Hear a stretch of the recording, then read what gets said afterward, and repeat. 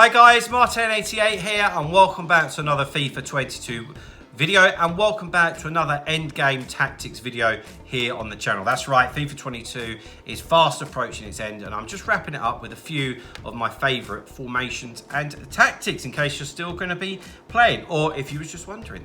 Okay, I said this was in no particular order, but I have to be honest, this is probably my most favourite formation. This is the one that I use the most online and have done most of the year, and I like it a lot, to be honest. Okay, and it's the 4-3-1-2. So as always in game, that's how it would play out, as you see on screen. Obviously beforehand, for chemistry reasons, it wouldn't look like that, but in game that's what it would look like.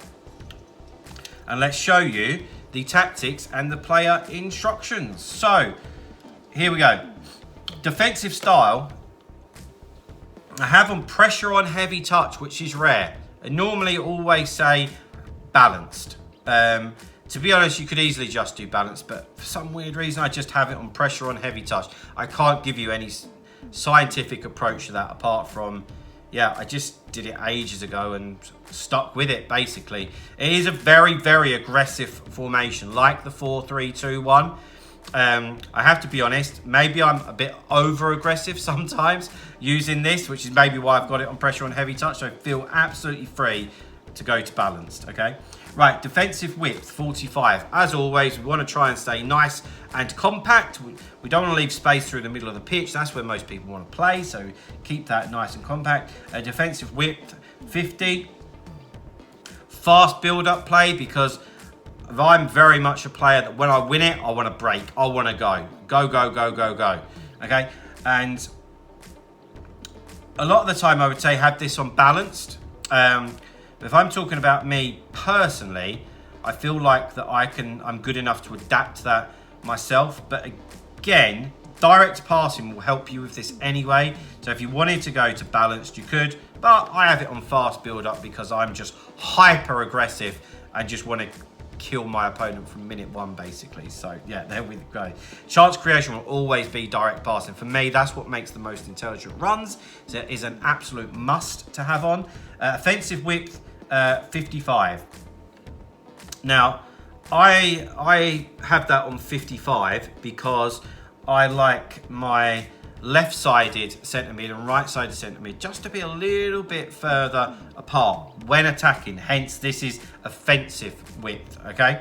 Because quite often what they'll do is they'll make overlapping runs past the forwards in between the centre back and the full back, and no one catches them. So, yeah, really good tactic to have. Players in the box, I have on 6. For me, where I get the fullbacks involved so much, I don't mind if any of the forward 6 players, when I get in the boxes, I'll still have options of players to pass to, basically. Corners and free kicks will both be on 1, always for the counter attack. So onto the player instructions. Whenever you see a back 4, it's always going to be similar in terms of what you see. So obviously back 2, stay back by attacking. I don't know why that is on balance. It certainly shouldn't be. Yeah, so fullbacks stay back while attacking as well.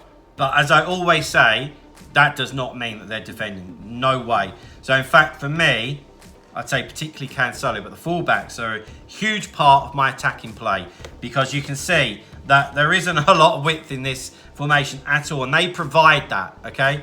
And that will then draw your opponent out, leaves more space in the middle where we've got a lot of players to work with and can create stuff. I'll use that by triggering runs, dribbling with the ball, just passing it to them, all sorts of stuff, you know.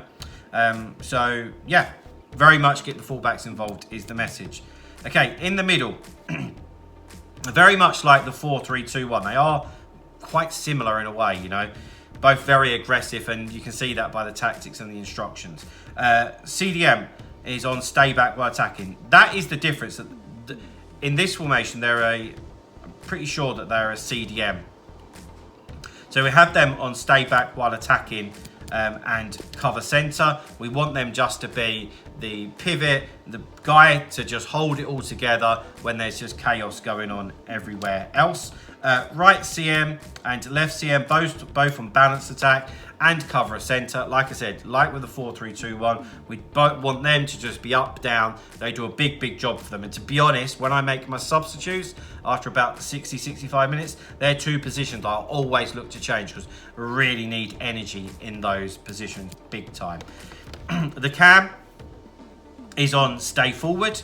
I like having the cam on stay forward because I feel like the back four and the midfield three are enough. That's 7 players to repel an attack. Where I do play a lot more aggressively, I want the front three up there already. And give you an example, if you're playing against somebody that doesn't have a CDM, so say you're even playing a 4-4-2, right? You'd win the ball back, you can fire it up to your cam, and you've kind of got a little 3-on-2, like overload with the 2 centre-backs, assuming that the full-backs are wide, or they might have been involved with the attack, and it can get you some really easy goals. That's definitely why I keep him on stay forward.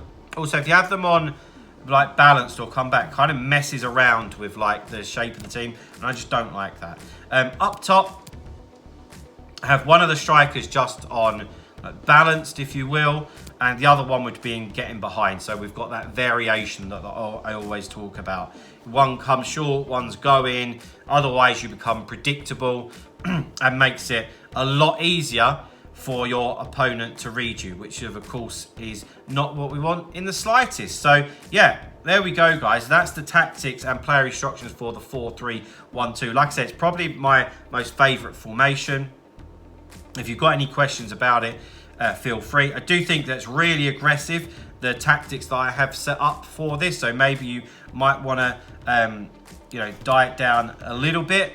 But that's totally your call. But guys, that is going to be it for today. Please drop a like on the video. Subscribe to the channel if you haven't already. We're homing in on 4,000 subscribers, so it'd be great to hit that soon.